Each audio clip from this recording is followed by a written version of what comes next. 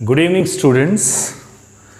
Now biology में कल हमने नर्वस टिश्यू देखा था और नर्वस टिश्यू में अलग अलग प्रकार के कुछ सेल्स भी होते हैं जिनके मैंने नाम बताए थे आपको, जिसमें हमने सिर्फ सॉन सेल के बारे में देखा।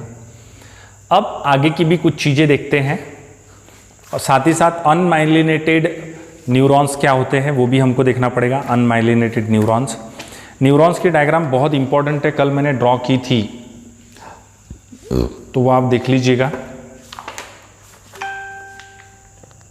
कहाँ गया? कल हमने हाइड्रा का और साथ ही साथ प्लानेरिया का ये भी देखा था और नर्वस सिस्टम के बारे में डिस्कस किया था। अब जो मैंने सेल बताए थे उनके फंक्शन भी आपको यहाँ पर चार्ट में दिए हुए हैं और उसकी डायग्राम भी आपको दी हुई है। बट ये टॉपिक लेने से पहले मैं आपको एक्सप्लेन करके दे देता हूँ। न्यूरॉन, अनमाइलिनेटेड न्यूरॉन कैसा होता है। देखिए मैंने आपको बताया तो था कि इस तरीके का स्ट्रक्चर होता है न्यूरॉन बॉडी में, इस तरीके का स्ट्रक्चर होता है, करेक्ट। ये होता है उसका एक्सॉन, ओके। ये होते हैं उसके एक्सोनल एंड।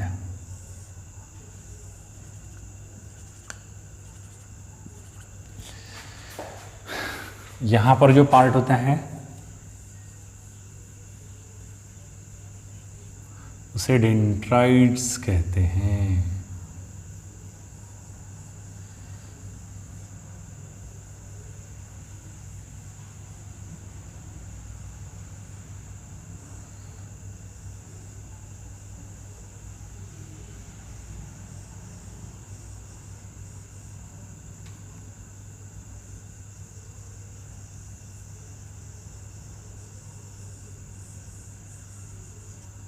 डेंड्राइट्स कहते हैं, करेक्ट।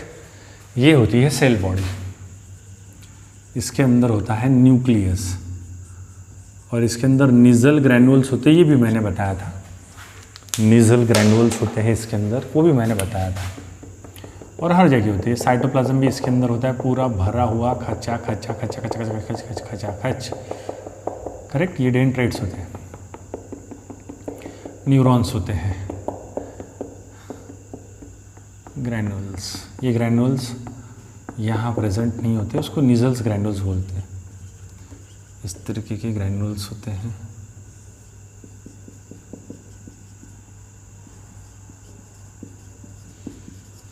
Nissl granules. मैंने आपको एक सेल बताई थी, Schwann cell, SCHWANN cell. Schwann cell में मैंने आपको बताया था इस तरीके का स्ट्रक्चर होता है सॉन सेल का।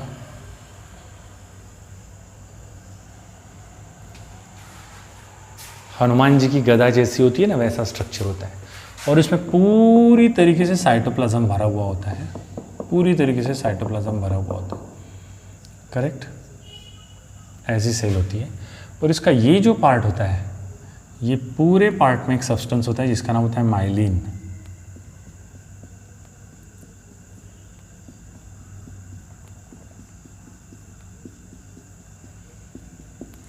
अब ये माइलिन यहाँ पर व्रैप्ड होती है, ये मैंने आपको कल ही बताया था। ऐसी व्रैप्ड होती है।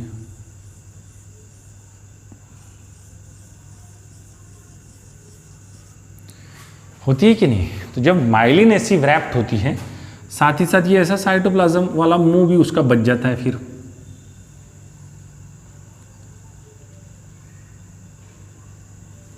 करेक्ट। और फिर फाइनली वो साइटोप्लाज्म वाला मुंह भी जो होता है वो भी इसको ऐसा, इसके ऊपर उसका भी लेयर आ जाता है।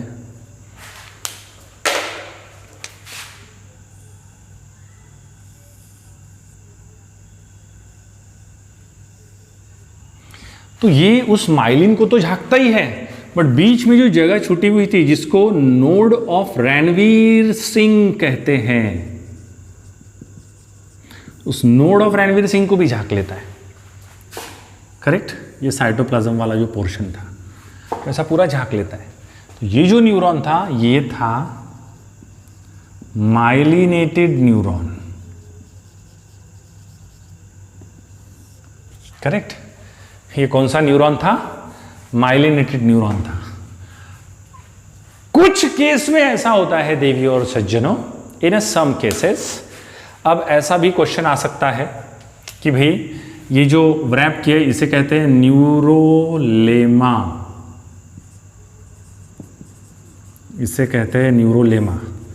सो न्यूरोलेमा जो है वो नोड्स ऑफ रैनवियर में भी होती है, और न्यूरोलेमा जो है वो माइलिन शीथ के ऊपर भी होती है। माइलिन शीथ के ऊपर भी है न्यूरोलेमा, और साथ ही साथ नोड्स ऑफ रैनवियर पे भी है। अब कुछ केस में क्या होता है, जैसे मैं दूसरी डायग्राम अगर ड्रॉ करूं,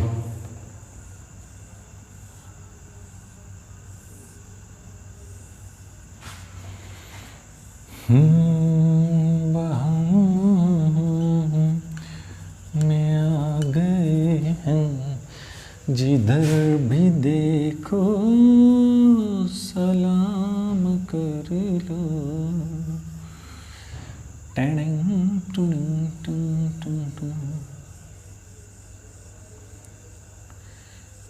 this is what is this, बहुत ही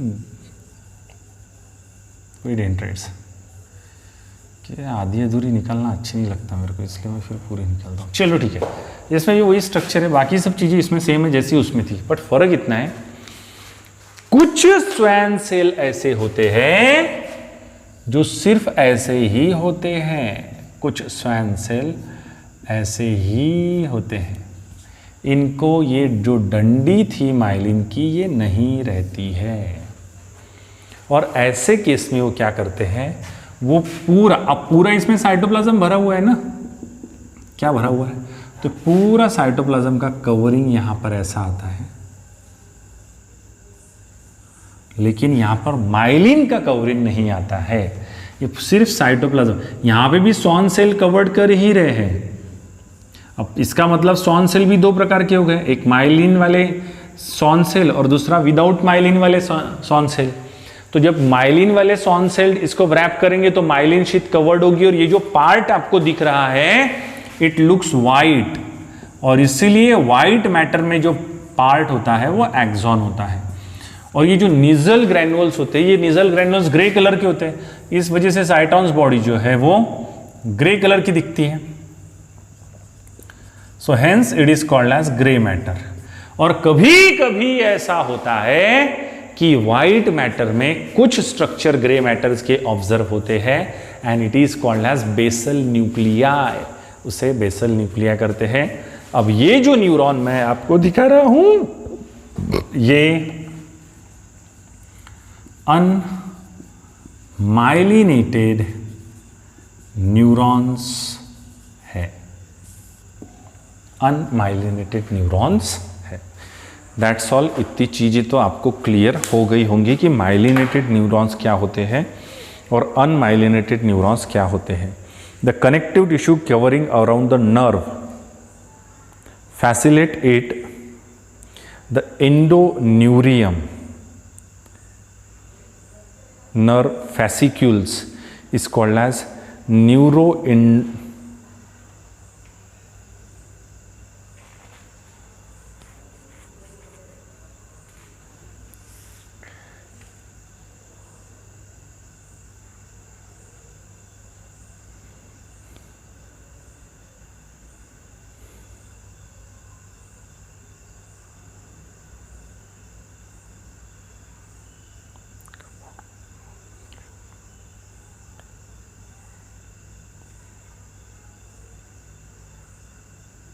ठीक है।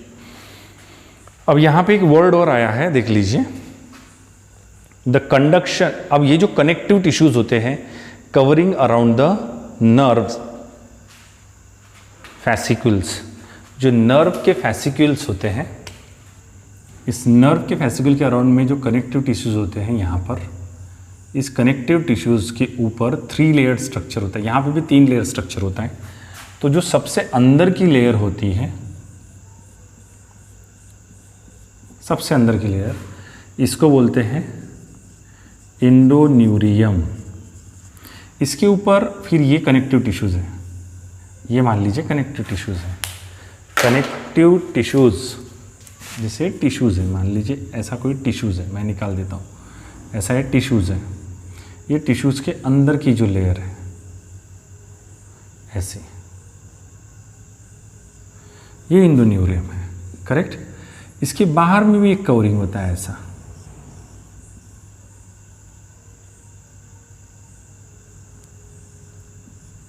It is called as perineurium. और इस बाहर के ऊपर और एक कवरिंग होता है, दैट इज कॉल्ड एज इपिन्यूरियम। उसे क्या कहते हैं? इपिन्यूरियम। अब ये जो कनेक्टिव टिश्यू होता है, ये कनेक्टिव टिश्यू पास में होता है, इसने कवर्ड किया होता है नर्व को, the connective tissue covering the nerve.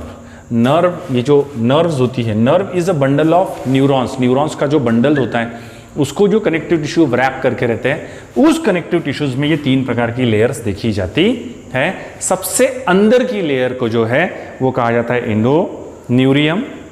उसके बाद जो बाहर की होती है उसको जो बाहर से कवर्ड किया होता है, endoneuriums are surrounded by the connective tissues called as perineurium and a large bundle of nerve, nerve का जो लार्ज बंडल होता है,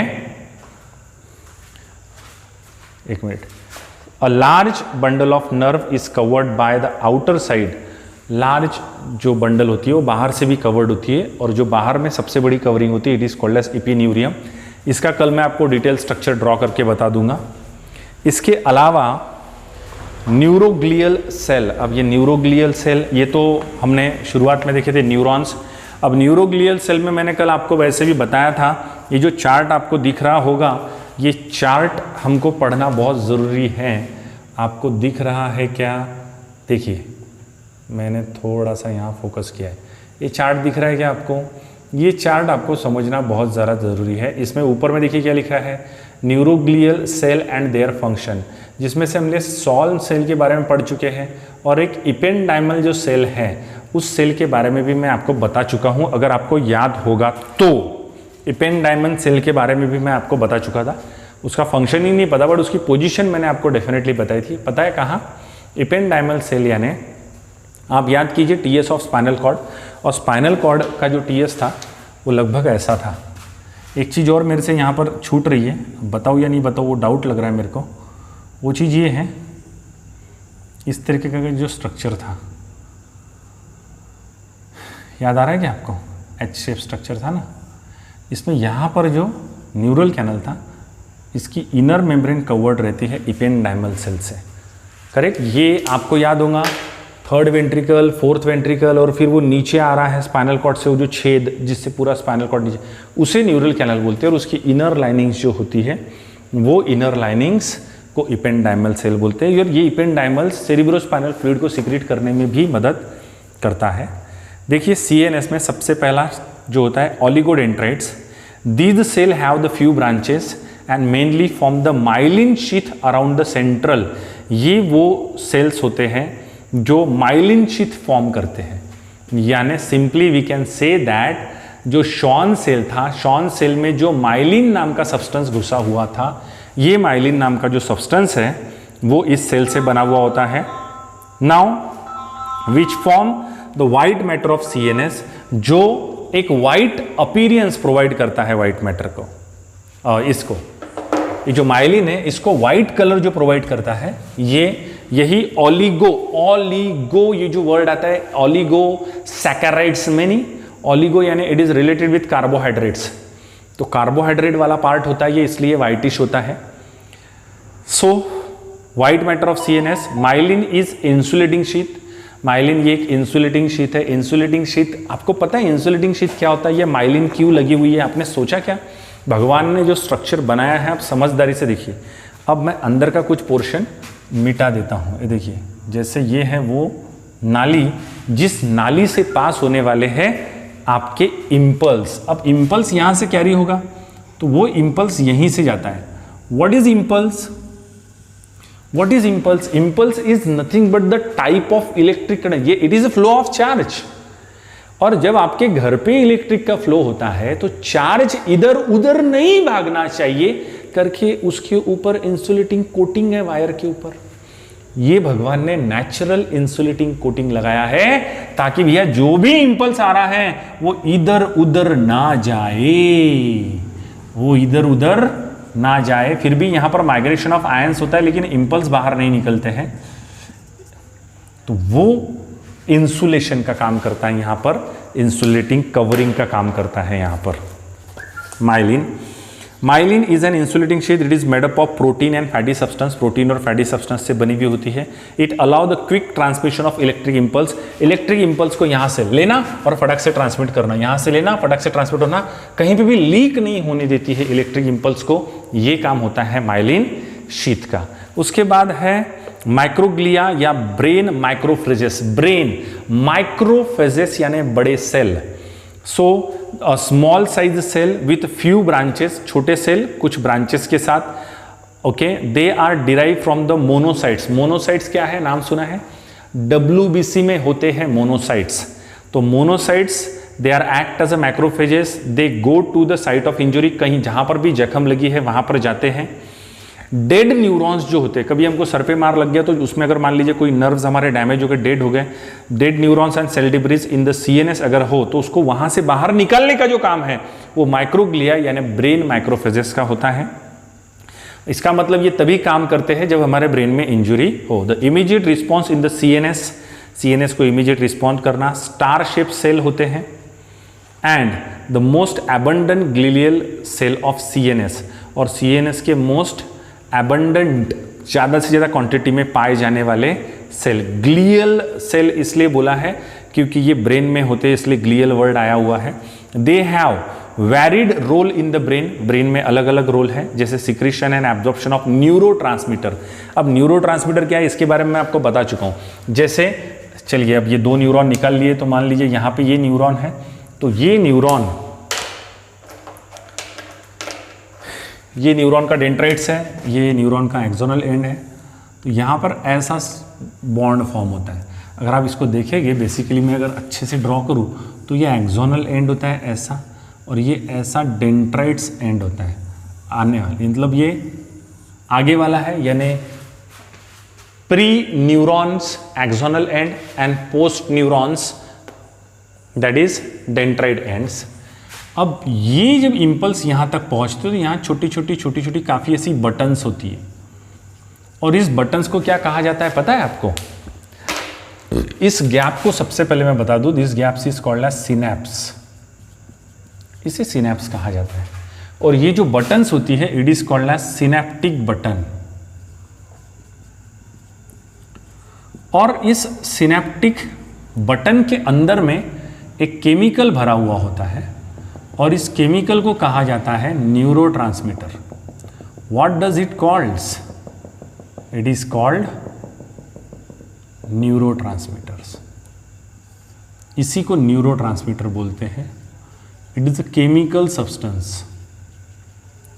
it is also called as acetylcholine. चोली के पीछे क्या है? एसिटिल चोलिन है, करेक्ट। अब जैसे ही ये इंपल्स यहाँ से आकर इस सिनेप्टिक बटन पे पहुँचते हैं, ये सिनेप्टिक बटन जाकर इस मेम्ब्रेन के ऊपर ऐसी गिरती है, और गिरकर ये फूट जाती है, और फूटकर ये बीच में रिलीज करती है chemicals. So now in this way that electric impulse get converted into the chemical signals. ये यहाँ पर केमिकल सिग्नल्स में कन्वर्ट हो गए। अब ये यहाँ पर रिसेप्टर्स होते हैं। कहाँ पर होते हैं रिसेप्टर्स?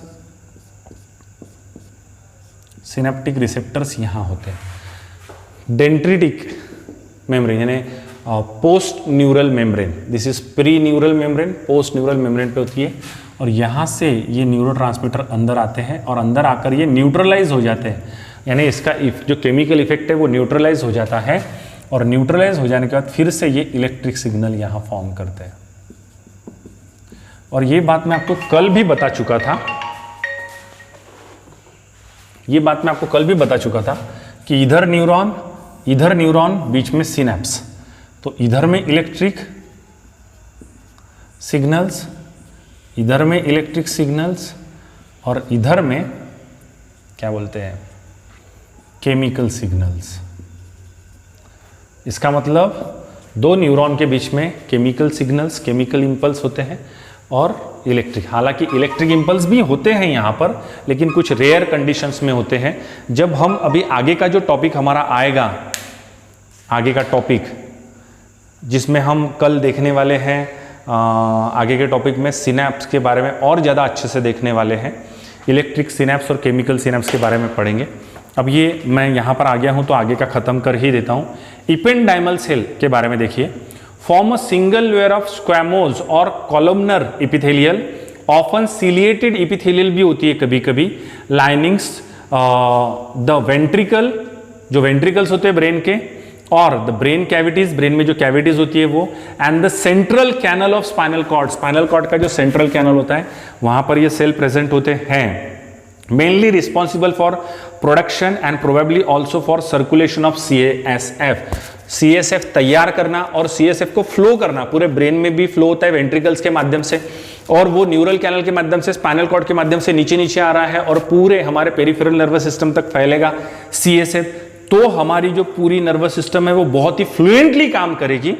ये इपेंडाइमल का रोल होता है in brain ventricles and central canal. अब बचा सॉन सेल, तो सॉन सेल का विषय तो मैंने क्लियर कर दिया, correct. These are the most abundant glial cell of PNS, they produce the myelin sheath around the myelinated nerve, PNS sir पढ़ा चुके हैं। Satellite cells they support the function of neurons. Neuron का काम क्या होता है, अच्छा सैटेलाइट का काम क्या होता है, सैटेलाइट जो हमारे अर्थ के सराउंडिंग में भी है उनका काम क्या है, सैटेलाइट का काम है इंफॉर्मेशन सिग्नल आप तक पहुंचाने का, क्या हो रहा है उधर और क्या नहीं हो रहा है, आउटसाइड क्या हो रहा है उसकी जानकारी ब्रेन को देने का। यानी कि इंपल्स कैरी कर रहे हैं, इंपल्स कैरी किए, वो कैरी पहुंचाने का जो काम है वो किसका है, न्यूरॉन्स का है। तो यही एक्टिविटी देखता है, सिंपली न्यूरॉन्स अपने काम प्रॉपरली कर रहा है नहीं, इसको सुपरवाइज करने का काम सैटेलाइट सेल कर रहे हैं। क्लियर है। सो यहां पर हमारा जो न्यूरल टिश्यूज में दो टाइप के थे वो देखें, सिनैप्स को आज मैंने ऊपर ऊपर समझाया, कल फिर से हम डिटेल डायग्राम ऑफ सिनैप्स देखेंगे और उसके आगे का स्ट्रक्चर देखेंगे। That's all, this is sufficient for your today's biology class, that's it. बीच में शायद थोड़ा ब्लर हो गया था, मैंने फोकस थोड़ा चेंज कर दिया था, बट डोंट वरी, उसमें कोई बहुत बड़ा विषय नहीं है, ठीक है।